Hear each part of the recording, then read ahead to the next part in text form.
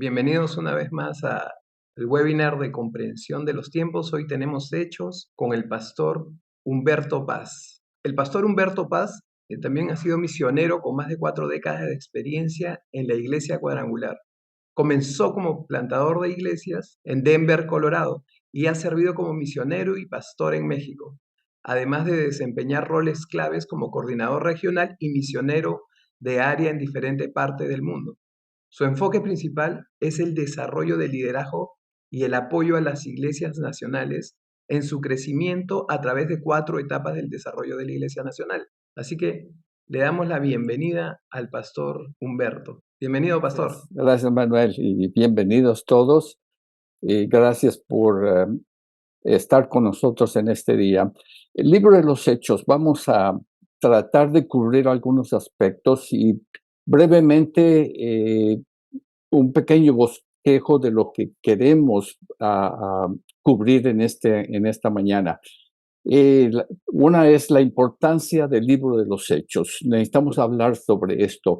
Hablaremos sobre el autor y la fecha en que fue quién y la fecha en que fue escrito. Queremos ver el título, que hay diferentes opiniones con respecto a esto y el tema del libro de los Hechos. Hay algunas preguntas que queremos presentar para reflexionar más que todo.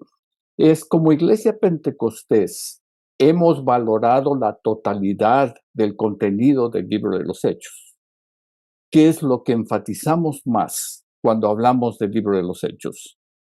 Y bueno, como dije, estas preguntas no son para escoger un tema sobre otro, sino más que todo para ver y reflexionar si hemos y estamos valorando el contenido de todo el libro de los Hechos. Otra de las cosas es que se habla mucho sobre el libro de los Hechos, es una continuación de los evangelios.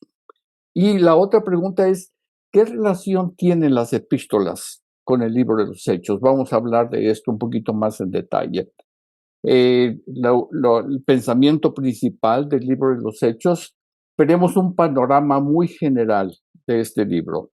Veremos las similitudes de las vidas de Pedro y Pablo y cuál es el testimonio que los discípulos fueron comisionados para dar a tanto Jerusalén, Judea, Samaria y hasta lo último de la tierra.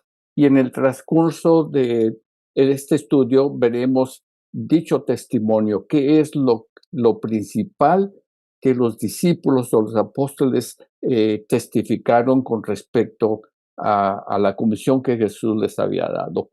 Bien, entonces cuando entramos sobre la importancia del libro, este libro continúa siendo de mucha importancia para la iglesia en el día de hoy, como ha sido en el pasado y como será en el futuro.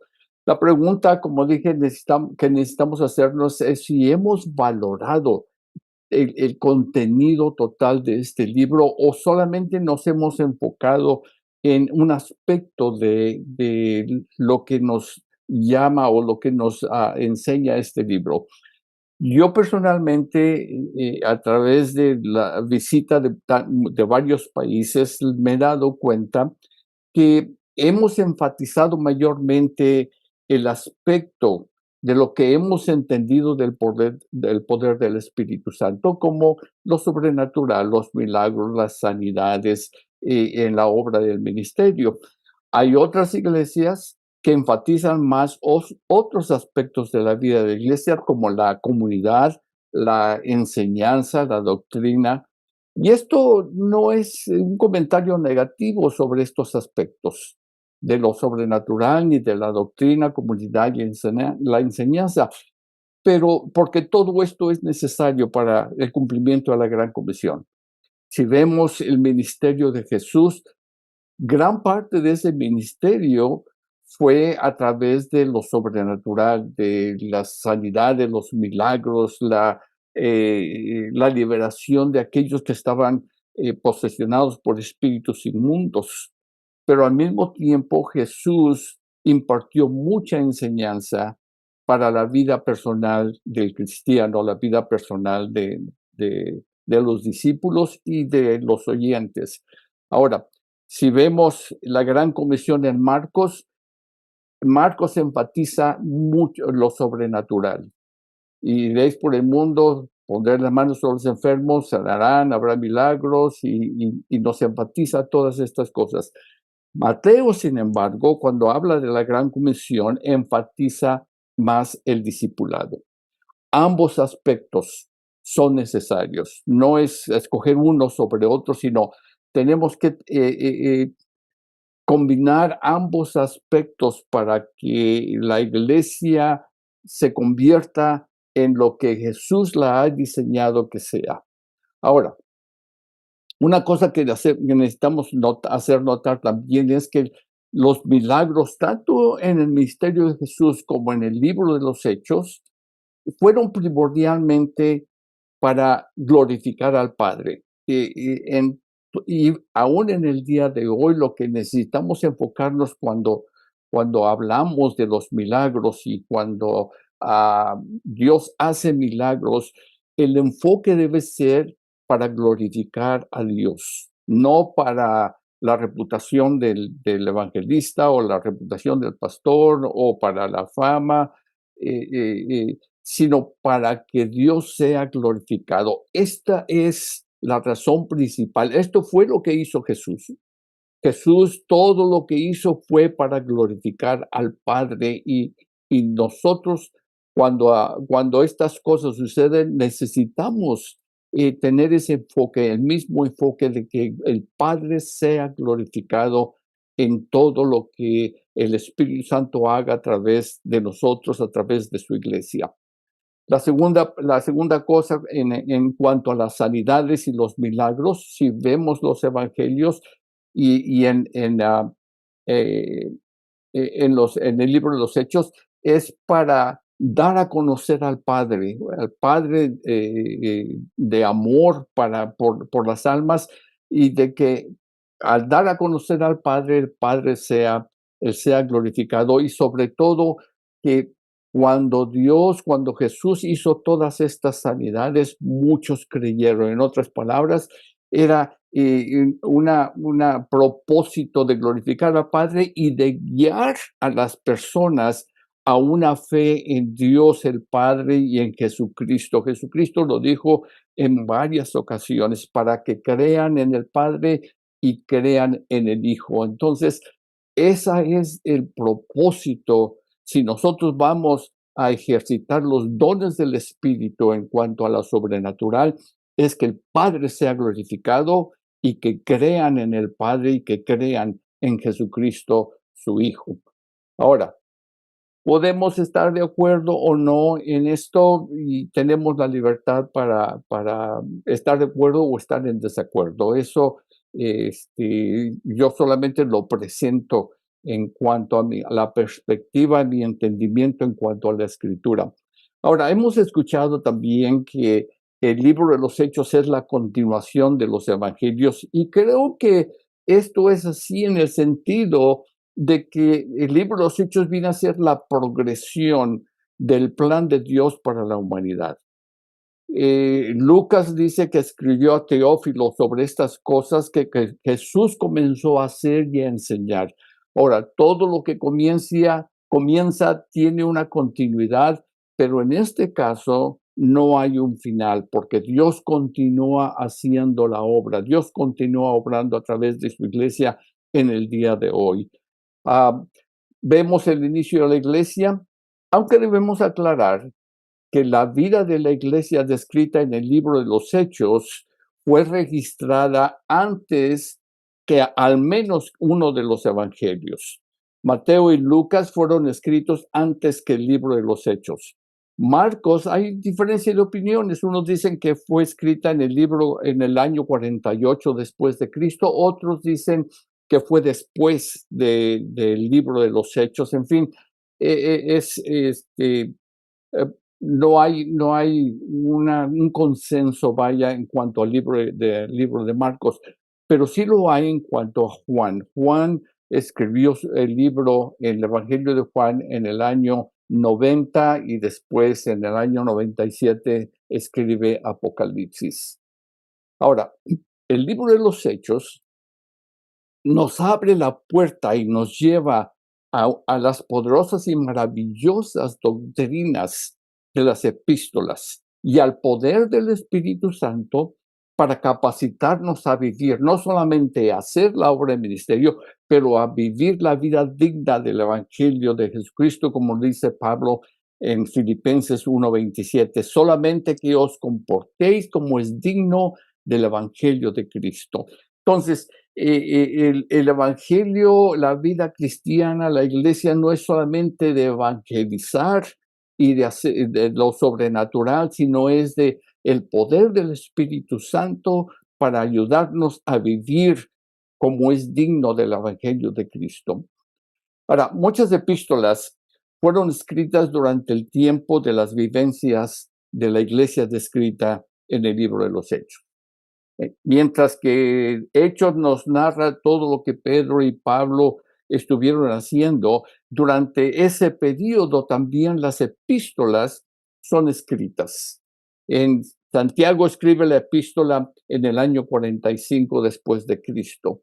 Pablo escribe Primera de Tesalonicenses en el año 52, Segunda de Tesalonicenses en el 53, Primera de Corintios y Gálatas en el 57. Ahora, todas estas fechas son aproximadas. Hay una diferencia de opinión de 1 o 2 años en cuanto a las fechas en que fueron escritas. Segunda de Corintios y Romanos en el año 58. Efesios, Filipenses, Colosenses y Filemón en el año 62. Primera de Pedro en el año 63. Hechos, Hebreos, Primera de Timoteo y Tito en el año 63 después de Cristo. Segunda de Pedro en el año 65, Segunda de Timoteo en el año 66, que se cree que es la última epístola que Pablo escribió antes de ser martirizado en su la segunda vez la última vez, vaya, que va a prisión en Roma y termina esto en el año 66.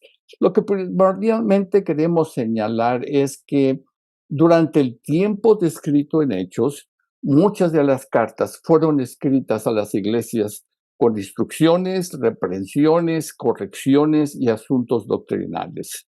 Esto nos enseña que debemos valorar no solo lo sucedido en el día del Pentecostés, que es lo que en muchas partes se enfatiza más que todo en la iglesia pentecostés, sino que es necesario valorar también lo que la iglesia en diferentes partes del mundo estaba experimentando y necesitando, como lo que es el día de hoy. Hay iglesias, o la mayoría de las iglesias, no solamente es la experiencia del bautismo, el derramamiento del Espíritu Santo, pero ¿qué es lo que estaba necesitando? ¿Qué es lo que estaba experimentando? ¿Qué luchas estaba teniendo la iglesia? ¿Cómo se comparan esas luchas con las luchas que la iglesia el día de hoy sostiene? En fin, es algo que necesitamos considerar, en mi opinión, y es algo que necesitamos estudiarlo y tener hacer esa conexión entre el libro de los Hechos y las epístolas que fueron escritas. Ahora, en cuanto al autor del libro de los Hechos, es aceptado por la mayoría que Lucas fue quien escribió este libro, tanto como el Evangelio de Lucas, que ambas cartas son dirigidas a una persona, a Teófilo. Lucas en Hechos hace referencia al primer tratado, o sea, al libro de Lucas. Y cuando leemos el capítulo 1 de Hechos, necesitamos leerlo juntamente con Lucas, especialmente el capítulo 24. En cuanto a la fecha que terminó el libro de los Hechos, fue en el año 63, cuando al mismo tiempo que Pablo es liberado de la prisión de Roma, y Pablo, aunque la escritura no nos menciona qué fue lo que hizo, más tarde veremos algunas historiadores lo que presentan de la vida de Pablo en esos últimos 3 años, del 63 al 66. Ahora, en cuanto al título, hay diferencia de opiniones con respecto a esto. Algunos lo llaman los hechos del Espíritu Santo, otros hablan de los hechos del Cristo que ascendido, el Cristo que ascendió. Y esto basado más que todo en el libro de Lucas, cuando habla de que las cosas que Jesús comenzó a hacer y a enseñar, y dicen que la continuación o el título debe ser los hechos del Cristo que después de haber ascendido al cielo. Otros mantienen el nombre tradicional, el libro de los hechos, aunque enfatizan o admiten que es el Cristo que ascendió y el Espíritu Santo que son los que preeminentemente operan a través de los hombres comisionados por Cristo, capacitados y en sumisión al Espíritu Santo. En fin, en cuanto al título, bueno, podemos escoger, el título, en mi opinión, no es tan esencial o tan importante, y mientras reconozcamos que es Cristo y el Espíritu Santo quien hacen la obra. Algunos que se oponen al título tradicional presentan el argumento de que el libro de los Hechos no refleja a todos los apóstoles. El libro de los Hechos habla primordialmente de Pedro y de Pablo y de otros que no eran los apóstoles o que no habían estado con los 12 en el principio. Y entonces dicen, bueno, esto no refleja y por eso no, el libro de los Hechos de los Apóstoles no es el correcto. Pero como dije, en fin, es cuestión de ver la perspectiva, de ver las cosas. Lo importante es cuál es el contenido, qué es lo que Cristo y el Espíritu Santo obraron a través de aquellos que comisionaron. Ahora, al final esperamos poder cubrir también qué sucedió con el resto de los apóstoles, aparte de Pedro y Pablo. ¿Por qué Dios no revela más acerca de ellos? ¿Cómo terminaron sus vidas? Y al final de esta sesión espero que podamos cubrir algunas de esas, la vida de lo que la tradición y algunos países sostienen en cuanto al ministerio de otros apóstoles en otras partes del mundo. La clave o el pensamiento principal de Hechos es el ser testigos de Cristo. Hechos 1:8 es la base y el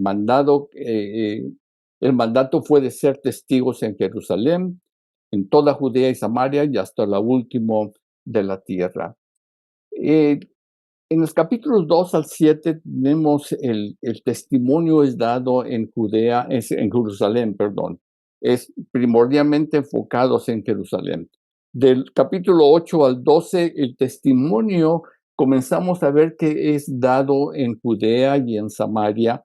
Y comenzando con el capítulo 13, ya vemos que es al resto del mundo que el evangelio es llevado. Ahora, cuando hablamos de testimonio, del que los discípulos daban o debían dar, ¿qué implicaba el testimonio? Y en lo que cuidadosamente respondamos a esto, encontraremos el significado principal de este libro. Y vamos a tratar de cubrir algo de eso. Pero viendo un panorama general del libro, podemos dividirlo en dos partes. La primera parte, Pedro es la figura principal de los capítulos 1 hasta el final del capítulo 12.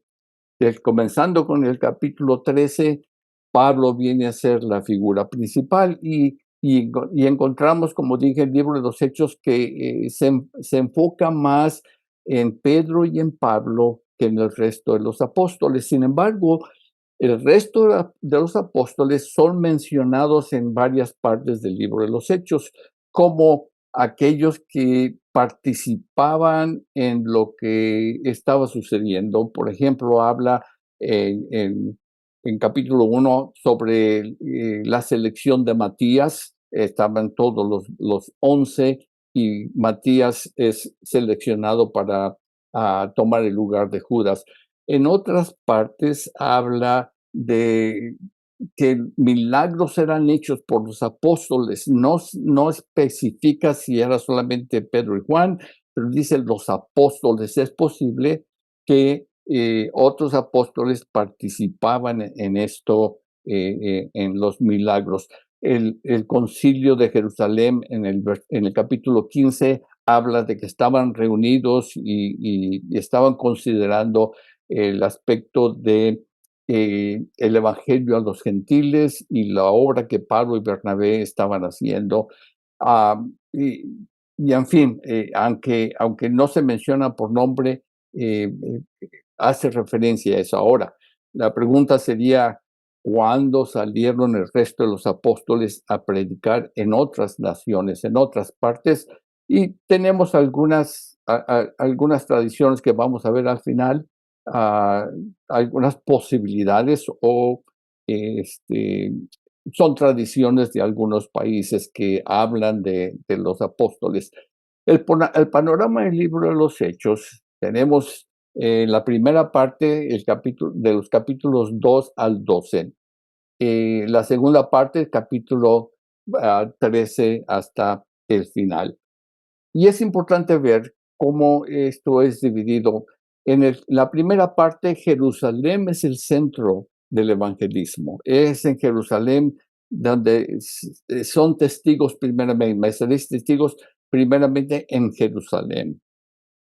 En la segunda parte, Antioquía viene a ser el centro de evangelismo. Y lo que notamos es que el centro del evangelismo, el centro del movimiento del Espíritu Santo cambia de Jerusalén a Antioquía. Y vamos a ver el por qué. El rechazo de los judíos en Jerusalén a la palabra de Dios. En la primera parte, Pedro es la figura principal. En la segunda parte, ya dijimos, Pablo es la figura principal. En la primera parte, el movimiento de evangelismo sucede o parte de Jerusalén a Judea y a Samaria.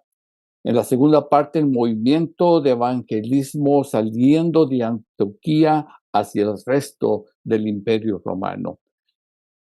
En la primera parte, el testimonio es restringido a Palestina o a los judíos. Es dado primeramente a los judíos que habitaban en Jerusalén.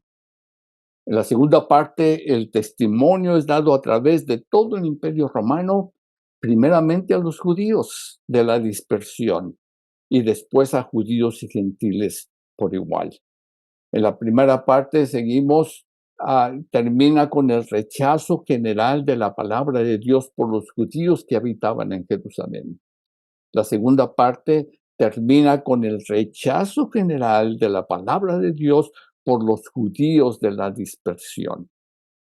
Y termina en la primera parte con el arresto de Pedro y la segunda parte termina con el arresto de Pablo. Ahora, es importante tener este panorama porque vamos a entrar en detalle en algunas de estas cosas y el impacto que tuvo el rechazo de la palabra de Dios por los judíos en Jerusalén, el impacto que tuvo el rechazo de la palabra de Dios por los judíos en el Imperio Romano. Ahora, hay similitudes entre el ministerio de Pedro y de Pablo. Pablo, el primer sermón es en el capítulo 2, primer sermón de Pablo en el capítulo 13. La sanidad del cojo en el caso de Pedro en el capítulo 3, la sanidad de un cojo en el capítulo 14 por parte de Pablo.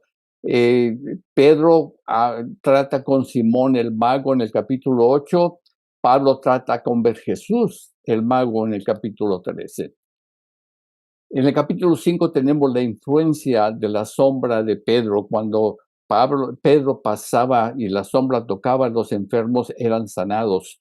En el capítulo 19, en la influencia de los paños, de las ropas de Pablo, que eran llevados y puestos sobre los enfermos y sanaban. En capítulo 8, la imposición de manos en el caso de Pedro, también en la imposición de manos en el capítulo 19 en el caso de Pablo. Pedro es adorado como resultado, o trata a la gente de adorar como resultado de un milagro, y Pedro les dice, no hagan eso, nosotros no somos. Y Pablo en el capítulo 14 tratan también de hacerlo un Dios. En el capítulo 9, en la cuestión de Pedro, Tabita es resucitada. En el capítulo 20, Eutico, en el caso de Pablo, es resucitado. En el capítulo 12, Pedro es arrestado. En el capítulo 28, Pablo es arrestado también. Entonces, hay mucha similitud en estos dos. ¿Qué podemos ver en esto? Es que Dios no hace diferencias en la forma de usar a las personas. Dios por su espíritu usa como Él quiere, pero vamos a ver mucha similitud aún en el día de hoy, podemos ver estas cosas. Ahora, cuando vemos el capítulo 1 de los Hechos, los primeros versículos nos hablan acerca de los 50 días que Jesús aparece, o los 50 días de Jesús después de la resurrección, no de la aparición. 40 días son de la aparición de Jesús. Jesús aparece a sus discípulos por 40 días.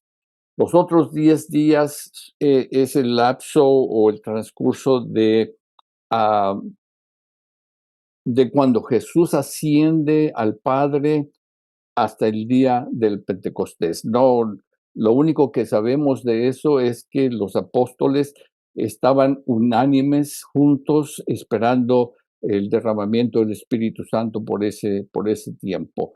Sin embargo, hay algunas cosas importantes de resaltar en cuanto a esto en los primeros versículos del libro de los Hechos. En el versículo 3, se presentó vivo con muchas pruebas indubitables. Cuando hablamos de pruebas indubitables, quiere decir pruebas irrefutables, pruebas infalibles.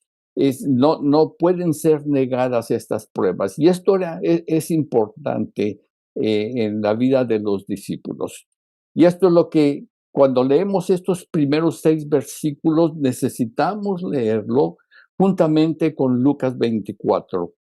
En Lucas 24 nos habla de la resurrección de Cristo, habla de la visita al sepulcro, la aparición de los seres angelicales, y hablando con las mujeres y notificando a los discípulos. Pero hay algo más. Ese mismo día, Lucas 24 nos narra acerca de 2 discípulos.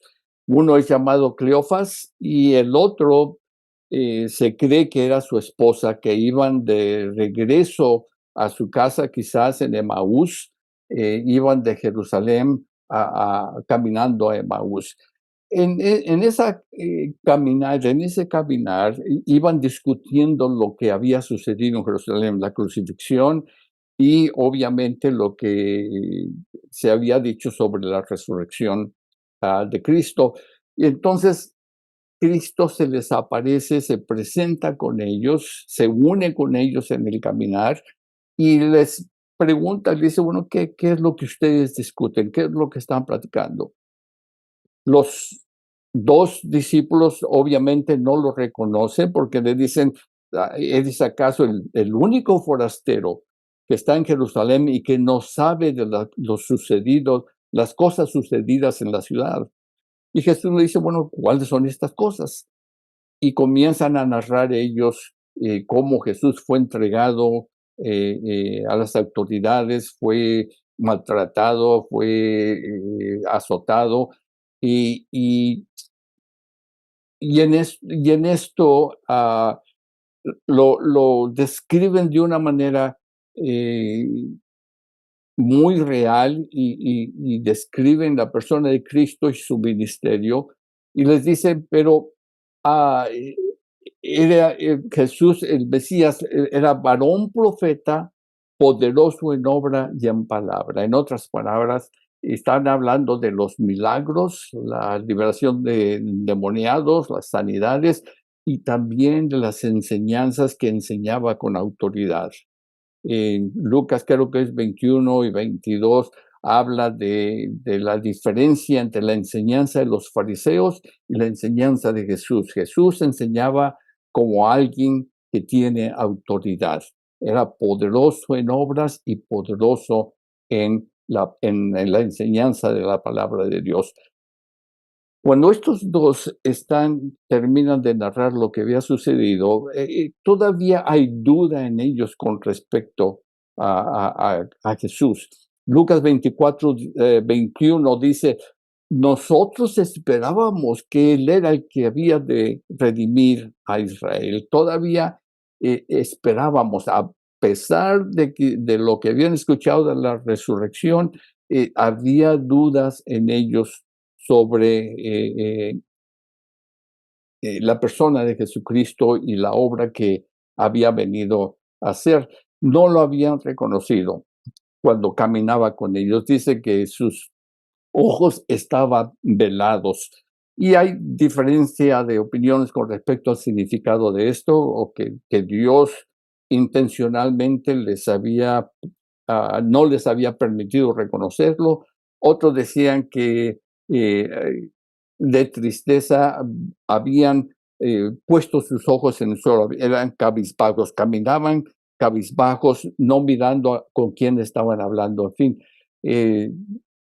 no vamos a discutir sobre el verdadero significado de esto en esta ocasión, pero la cosa es que no lo habían reconocido por cualquier razón.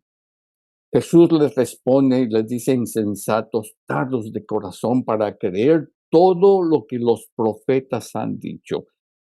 Acordémonos que Jesús les había hablado en los evangelios acerca de lo que le iba a suceder, de que iba a ser ah, maltratado, de que iba a sufrir, de que iba a morir, pero que iba a resucitar al tercer día. Y los discípulos no habían captado, no habían entendido todo esto en ese momento. Y vamos a ver cómo después entienden lo que Jesús les había dicho. Jesús les dice, no era necesario que el Cristo, padeciese estas cosas y entrar en su gloria. Y aquí es donde comienza a darles un recordatorio de la enseñanza que había dado Jesús.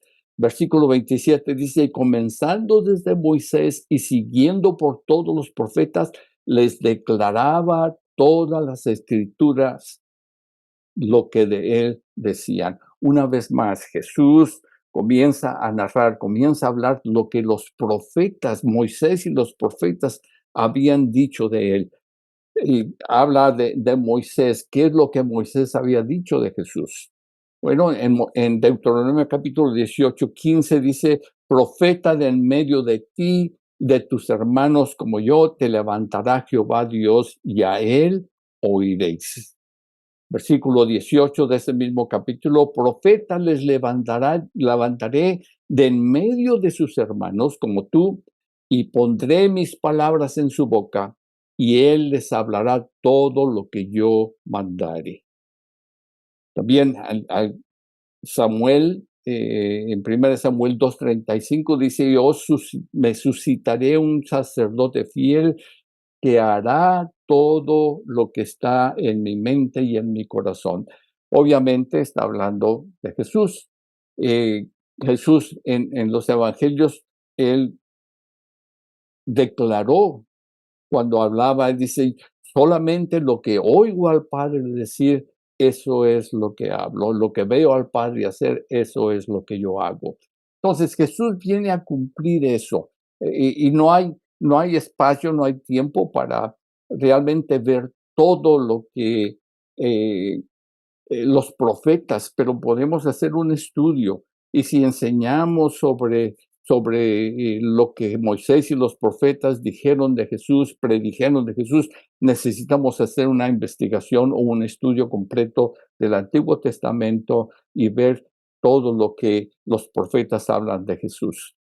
Ahora, los dos discípulos le piden a Jesús que se quede con ellos. Le dicen, ya va a anochecer, es el atardecer, se hace noche, quédate con nosotros. Y Jesús se queda con ellos. ¿Cuánto tiempo? No sabemos. ¿Cuánto tiempo habló con ellos sobre Moisés y los profetas? Realmente no sabemos. Pero hay algo que los dos discípulos dicen después que vale la pena hacer resaltar y vale la pena que nosotros consideremos en nuestras propias vidas.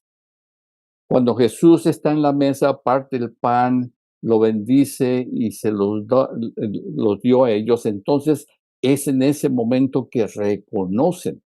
Dice, sus ojos les fueron abiertos y reconocieron. Y en ese momento Jesús desaparece de su vista. Y lo que sigue es algo que eh, eh, debe ser parte de nuestras vidas. Y ellos dicen, ¿no ardía nuestro corazón en nosotros mientras nos hablaba en el camino y cuando nos abría las escrituras? O sea, cuando Jesús les hablaba de Moisés y de lo que los profetas decían acerca de él, algo estaba sucediendo en el corazón de estas personas. Su corazón ardía, había un fuego, era Jesús enseñándoles con esa autoridad y no solamente eso, pero que la palabra de Dios estaba haciendo una obra en sus corazones y abriéndole los ojos, entendiendo y eso dándoles el reconocimiento de quién era Jesús y reconocer lo que había sucedido. Y es como volver al primer amor, es un gozo, es algo que ardía en el corazón de ellos por la palabra que Cristo les estaba dando, les estaba enseñando. Ahora, hay otros aspectos que hablan acerca de el corazón estando en fuego. ¿Se acuerdan de Jeremías capítulo 20? Y el contexto es interesante en el caso de Jeremías, que puede suceder o no suceder en alguno de nosotros, pero es cuando Jeremías, frustrado y quizás desanimado por la rebeldía del pueblo, Jeremías dice, y dije, no me acordaré más de él, ni hablaré más en su nombre. No obstante, había en mi corazón como un fuego ardiente metido en mis huesos. Traté de sufrirlo y no pude. Que podamos, al sentarnos o al hablar, al escudriñar las escrituras, podamos orar a Dios y decirle, antes de leer, Señor, abre mis ojos, dame entendimiento hable las escrituras en mi corazón para que mi corazón arda con tu espíritu y arda con tu palabra para poder también compartir tu palabra con otros con esa misma pasión, con esa misma, ese mismo fuego con el que mi corazón arda cuando lea tu palabra y cuando tú me enseñes y abras las escrituras en mi corazón y en mi vida. Y podamos vivir de esta manera, que la palabra de Dios siempre cause un fuego, ya sea un fuego de consuelo, de confirmación, o sea un fuego en que no podemos retener la palabra que Dios nos ha dado y necesitamos dar lo que Dios nos ha dado. En ese momento, los discípulos se levantan y viajan a Jerusalén. No sabemos la hora, pero quizás fue durante la noche que viajan a Jerusalén y se reúnen con los 11 y les cuentan lo que había sucedido y cómo habían reconocido a Jesús en el camino y cuando estaba en la mesa. Y mientras hablaban, Jesús se les aparece a los 11 y les habla: paz sea con vosotros. Cuando se presenta con ellos, los discípulos sienten temor porque pensaban que estaban viendo un espíritu. Y Jesús, y esto es parte de las pruebas indubitables, irrefutables. Todo lo que estamos hablando son esas pruebas indubitables de las que habla Lucas en el capítulo 1, versículo 3. No pueden negarse, no solamente se le aparece a uno, se le aparece a varios, a todos los discípulos juntos y a algunos discípulos por sí, como estos dos.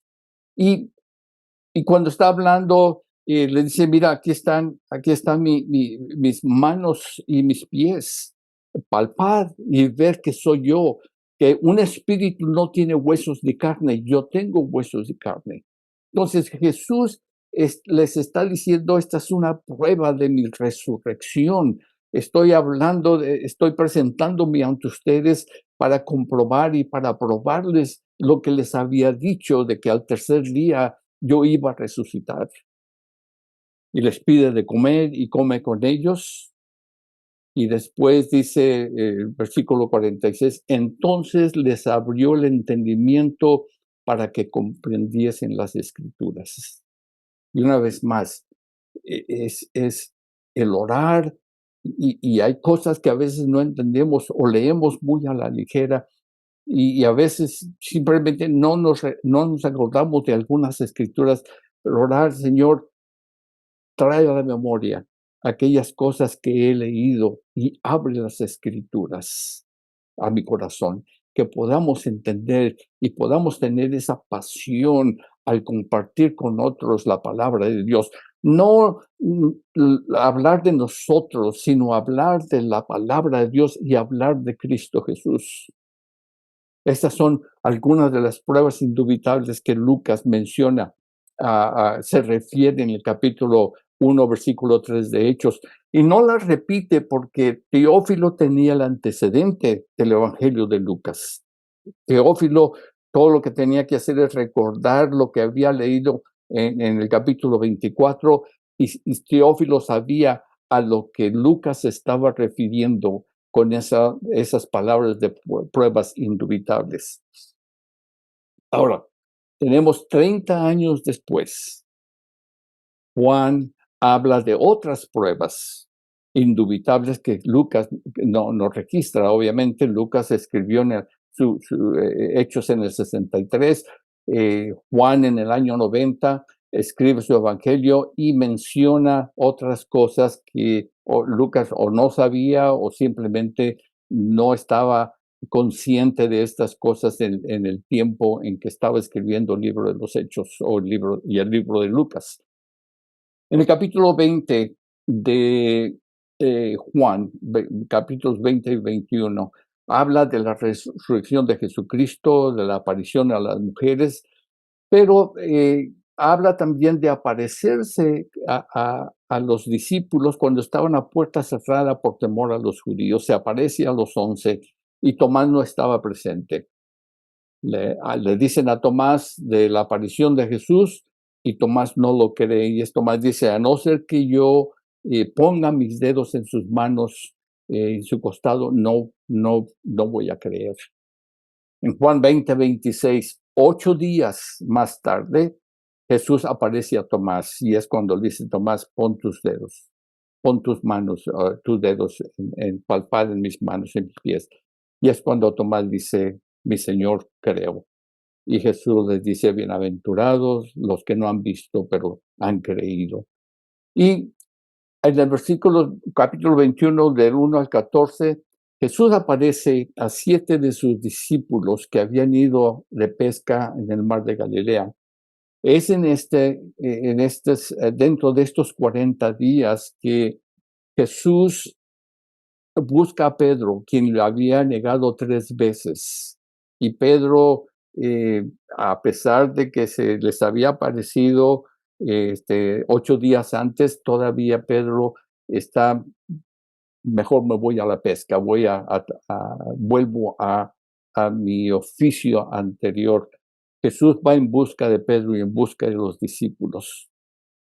Y como una señal de lo que es un buen pastor, lo busca para restaurarlo y para volverlo una vez más al ministerio que había llamado y al ministerio que ahora lo llama y lo comisiona. Es durante este tiempo el pasaje famoso de Jesús hablando con Pedro, preguntándole: Pedro, ¿me amas? Y las respuestas de Pedro, 3 veces Jesús le hace la misma pregunta. Y al final, en cada una de esas respuestas, cuando Pedro dice: Padre, Señor, tú sabes que te amo, Jesús comisiona a Pedro a apacentar sus ovejas, a alimentar sus ovejas, a cuidar sus ovejas. Lo había llamado al principio como pescador de hombres, como evangelista. Ahora lo está llamando como pastor de las ovejas, para apacentar las ovejas. Lo que dijimos al principio es el evangelismo, lo sobrenatural, pero al mismo tiempo la comunidad, la doctrina, la enseñanza a la que Cristo llama a Pedro en este tiempo. Esto son las cosas que sucedieron durante los 40 días que Jesús les aparece. Y tenemos el capítulo 21, nos habla también acerca de cuando Jesús le dice a Pedro la forma en que va a morir, y Pedro quita sus ojos de la comisión de Jesús y de lo que Jesús le estaba hablando a él. Cuando ve a Juan, le dice: bueno, ¿y de Juan qué? ¿Qué va a hacer? ¿Qué va a hacer de Juan? Y Jesús dice: bueno, ¿a ti qué? Tú enfócate en lo que te estoy diciendo a ti. Y en lo que, si yo quiero que él permanezca hasta que venga, ¿a ti qué? Muchas veces nosotros tratamos de hacer lo mismo que hizo Pedro. Bueno, ¿y qué de aquella persona? ¿Y qué de aquella persona no pasa los sufrimientos que yo paso, o las luchas que yo paso, o las tentaciones que yo paso, o cualquier cosa que esté pasando en nuestra vida? Y tratamos de compararnos con otros. Y Jesús nos dice: bueno, ¿y a ti qué? Tú enfócate en lo que yo te estoy diciendo a ti. Y hermanos, necesitamos enfocarnos en lo que Dios nos está hablando a nuestras vidas. Lo que Dios hace en otras personas, esa es la soberanía de Dios, y eso es lo que Dios va a hacer con esa persona. Y vamos a enfocar en la comisión que Dios nos está dando a nosotros. Ahora, en Hechos continúa, y ¿cuáles son el tema de conversación que Jesús tiene con sus discípulos durante esos 40 días? Bueno, ya como hemos visto, hay diferentes temas de conversación, pero aunque Hechos no nos dice que les habló de la resurrección, en Lucas 24 tenemos que Jesús nos narra la resurrección y que les habla acerca de lo que el Hijo del Hombre, o el Hijo de Dios, había de padecer y que resucitaría al tercer día, y se presenta con ellos con pruebas indubitables. Entonces, es, es algo que está implícito en el capítulo 1 de Hechos. Juan 12:16 dice: sus discípulos no entendieron esto al principio, pero después, cuando Jesús fue glorificado, entonces se acordaron de que esto se había escrito de él y de que él había hecho estas cosas. Entonces, ahí tenemos que a veces no entendemos, pero Jesús viene y abre las escrituras ante ellos, les da entendimiento, les pone sentido. La cosa que habla Hechos con respecto al tema de conversación, dice, es hablándoles acerca del reino de Dios. Quizás no habían entendido este aspecto tampoco con claridad en cuanto a la predicación del reino de Dios. Lucas 4:43 dice, cuando amaneció Jesús salió y se fue a un lugar, y cuando llegaron donde estaba, procuraban detenerlo para que no se fuera, pero él les dijo, es preciso que anuncie también a los demás pueblos las buenas noticias del reino de Dios. Para esto fui enviado. Jesús predicó las buenas nuevas del reino de Dios. Esto incluía las sanidades, incluía los milagros, incluía la liberación de endemoniados, pero incluía también, con todo esto era para que creyeran en el Padre y para que glorificaran a Dios. Pero os habla del reino de Dios como enseñanza también de la clase de vida que podemos llevar a cabo, que necesitaban llevar a cabo. Marcos 1:15 dice, el tiempo se ha cumplido y el reino de Dios está cerca. Convertíos y creed en el evangelio. Ese es el evangelismo. El reino de Dios incluye evangelismo. El reino de Dios, dice, está en medio de vosotros. Si por el dedo de Lucas 11:20, si por el dedo de Dios que expulsó los demonios, ciertamente el reino de Dios ha llegado a vosotros. Está al alcance de nuestras manos. Y en Juan 18:36 les había dicho, mi reino no es de este mundo. Ahora, si tomamos estos aspectos de las parábolas del reino de Dios y de las enseñanzas del reino de Dios, podemos verlas manifestadas en el libro de los Hechos, aunque cuando Jesús les hablaba de esto no lo habían entendido. Ahora en el libro de los Hechos viene la manifestación de estas mismas cosas. Y comienzan a entender. Sin embargo, había todavía algo de confusión en ellos con respecto al reino de Dios. En Hechos 1:6, los discípulos preguntan, Señor, ¿es ahora cuando vas a restablecer el reino de Israel?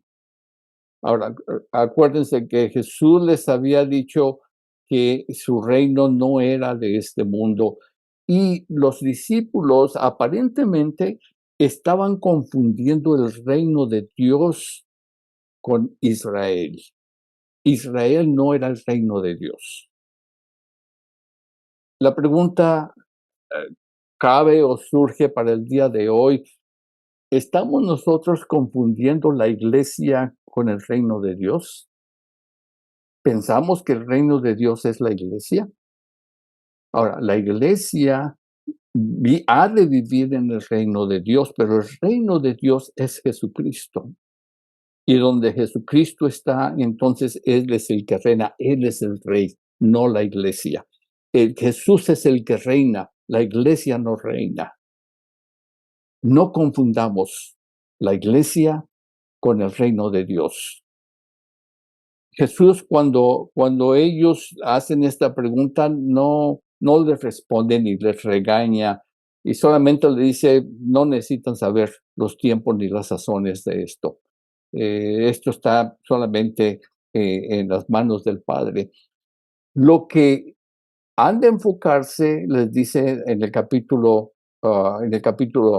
versículo 8, les dice, me seréis testigos en Jerusalén, en toda Judea y Samaria y hasta lo último de la tierra. Hermanos, hay muchos que dicen, bueno, el cristianismo es una religión del occidente. La religión no comenzó en Estados Unidos, ni en Europa, ni en Latinoamérica. El cristianismo comenzó en el oriente, comenzó en Jerusalén. Entonces, cuando alguien les diga, bueno, es una religión occidental, no, simplemente necesitamos hacerles ver que Jesucristo en Jerusalén es donde comenzó la iglesia. Y esto es importante. Ahora, me seréis testigos en Jerusalén, Judea y Samaria y hasta lo último de la tierra. Necesitamos estar convencidos y es importante cuál es el testimonio que los apóstoles fueron comisionados a dar. ¿Cuáles eran los detalles del testimonio? Hechos 1 nos narra cosas que podemos encontrar en el resto de las escrituras. Testigo necesita ser confiable, íntegro, veraz, sin perjuicio y su vida respaldando lo que testifica.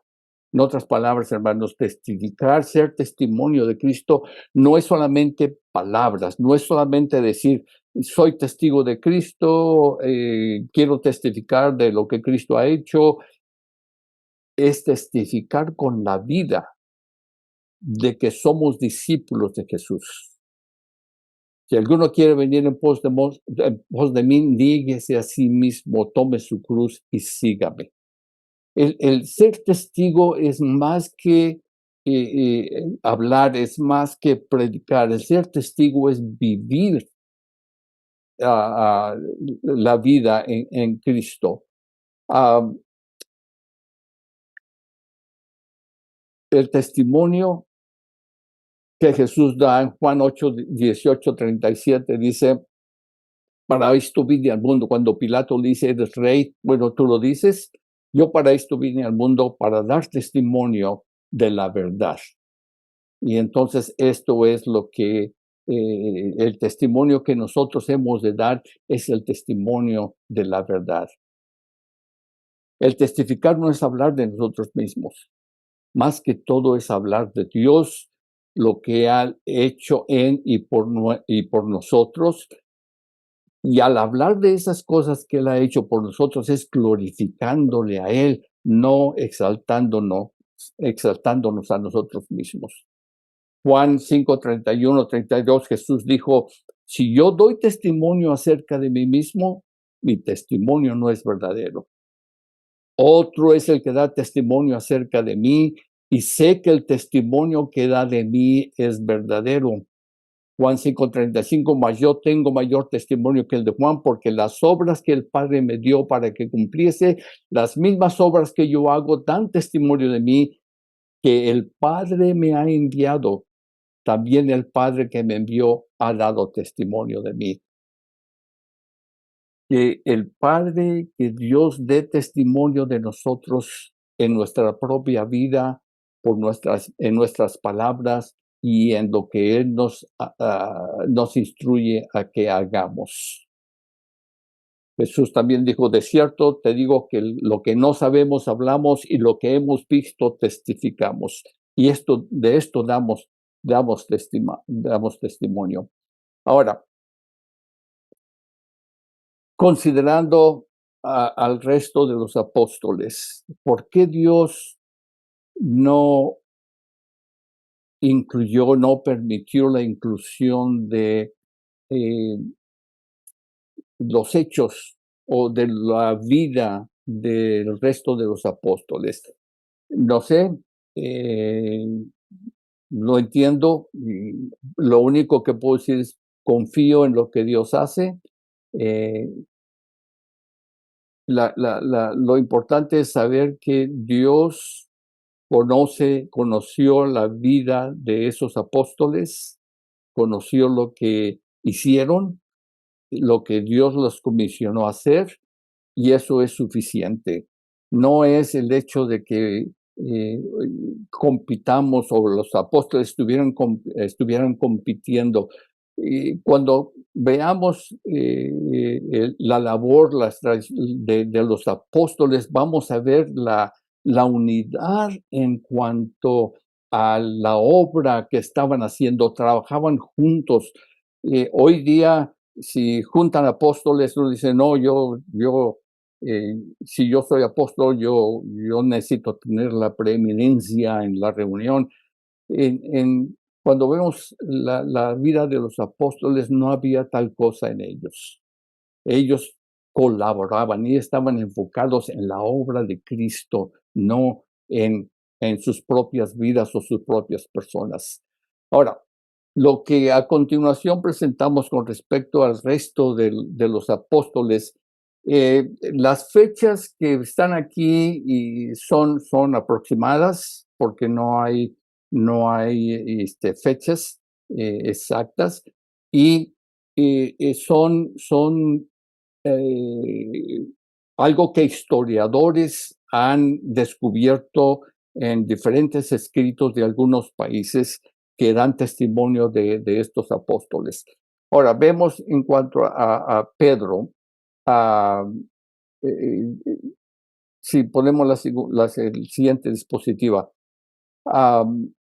Pedro se cree que salió de Jerusalén y viajó a Egipto, luego a través del norte de África hasta Cartago, de ahí pasó a España y luego al norte a Gran Bretaña. También una tradición eclesiástica que dice que él junto con el apóstol Judas predicaron juntos en Siria y Mesopotamia, viajando hasta Persia. Entonces, en cuanto a Pedro, hay más de lo que el libro de los Hechos nos dice. Cuanto a Pablo, bueno, conocemos su vida y los viajes misioneros, que vamos a hablar un poquito de eso más tarde.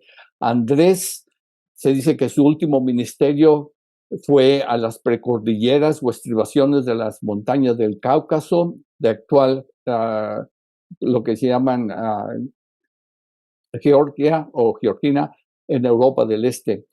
Mientras estuvo ahí, predicó a los escitas hasta el mar Caspio. También fue a Bizancio, que es la actual Estambul en Turquía, y de allí a Grecia.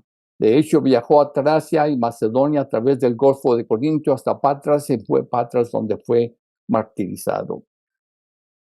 Juan, conocemos su vida, vamos. Santiago Jacob, hermano de Juan, no se sabe mucho de su ministerio, excepto que vivió en Jerusalén 14 años después de la resurrección de Cristo y se cree que fue el primer mártir de los discípulos en el año 44 después de Cristo.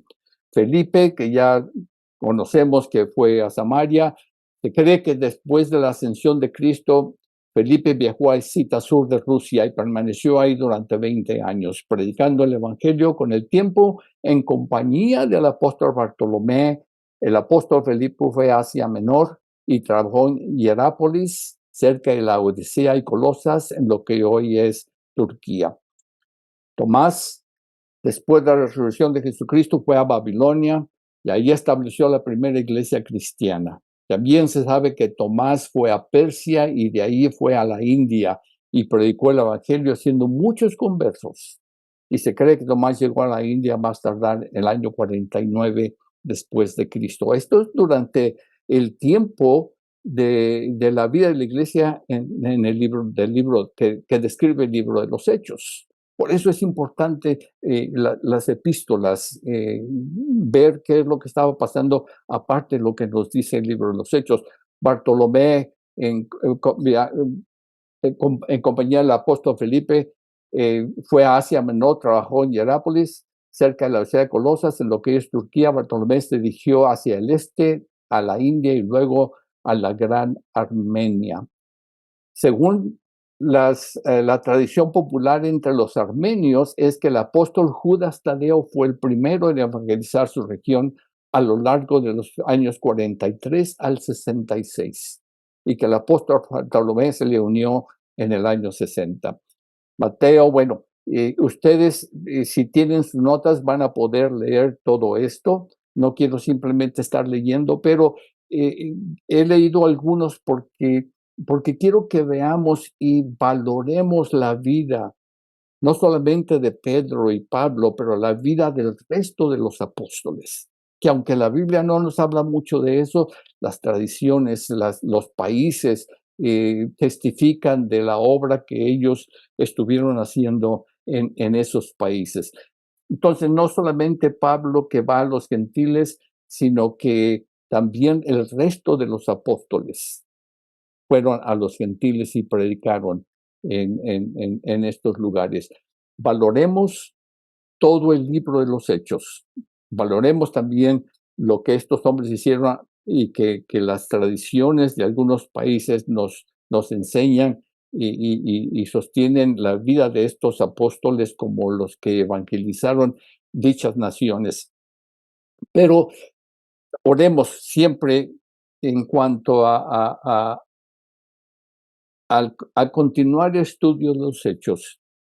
eh, Oremos que Dios abra las escrituras a nuestro corazón y que durante este tiempo que estamos viendo el libro de los hechos, que la palabra de Dios arda en nuestros corazones para hablar, para vivir y para compartir compasión y el espíritu con el cual Dios aviva nuestros corazones a través de la escritura. Salmo 119 nos habla, dice, vivifícame conforme a tu palabra.